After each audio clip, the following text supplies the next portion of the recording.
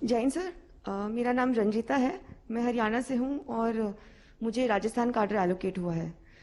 Sir, मेरी district practical training के दौरान शुरुआत में ही एक अति विषम लॉ एंड ऑर्डर सिचुएशन का ज़िले में सामना करना पड़ा। सर, इस दौरान मुझे संयम के, स्पेशली पुलिस फोर्सेस में संयम के महत्व का ज्ञान हुआ।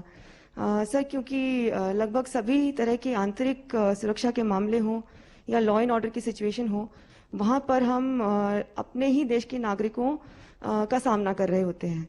और इस परिस्थिति में ये ज़रूरी हो जाता है, अति आवश्यक है कि हम संयम बरतें।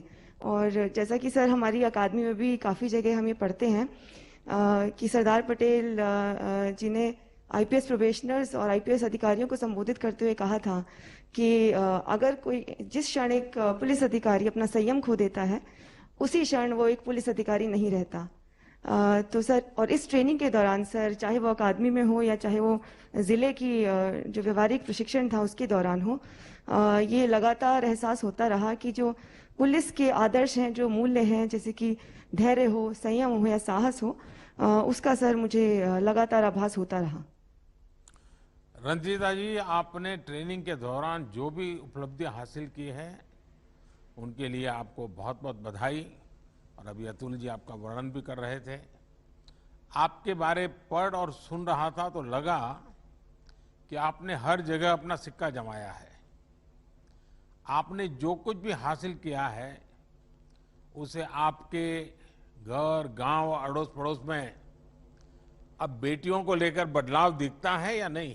क्या अनुभव आता है? सर्वप्रथम धन्यवाद सर। सर, आसपास जो परिवार है, परिवारगण है, मित्रगण है, समाज है, सर हमारे जैसे ही सिलेक्शन के बाद में पता चला कि सिलेक्शन हुआ है, तो विभिन्न वर्गों से सर कॉल्स आए कि आप आइए और हमारे यहाँ बच्चों से बातचीत कीजिए। और उसमें विशेषतः सर जो गर्ल चाइल्ड था सर, उस पर फोकस रहा कि आप उनसे बात कीजिए, क्योंकि आप एक मोटिवेशन, एक रोल मॉडल की तरह एक्ट कर सकते हैं। सर, यही अनुभव मेरा ज़िले में भी रहा। वहाँ पर भी काफ़ी बार ऐसा अवसर आया जहाँ पर मुझे बुलाया गया कि मैं विशेषतः महिला स्टूडेंट से बात करके उनको मोटिवेट करूँ, उनको इंस्पायर करूँ।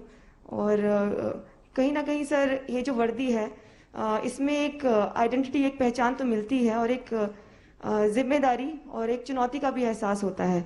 और अगर एक महिला को वो वर्दी में देखते हैं और इससे उनको कहीं ना कहीं थोड़ा भी मोटिवेशन और इंस्पिरेशन मिलता है सर, ये मेरे लिए असली उपलब्धि रहेगी।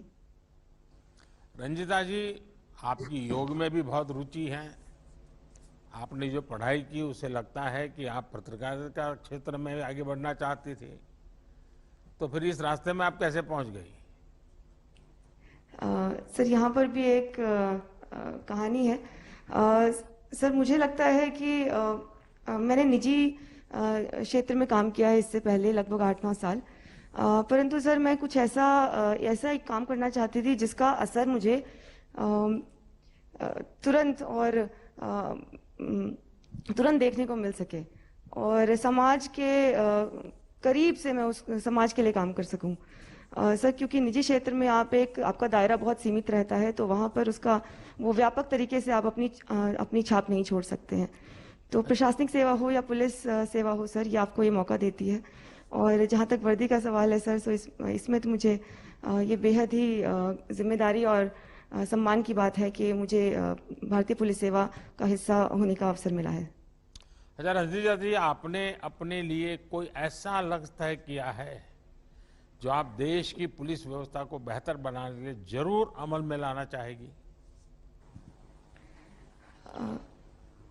सर, पुलिस को मुझे याद है सर, पिछली दफ़ा जब आपका ये इंटरेक्शन हुआ था तो आपने कहा था जहाँ पुलिस की बात आती है वहाँ पर डंडा, बल, इसके प्रयोग की बात आती है।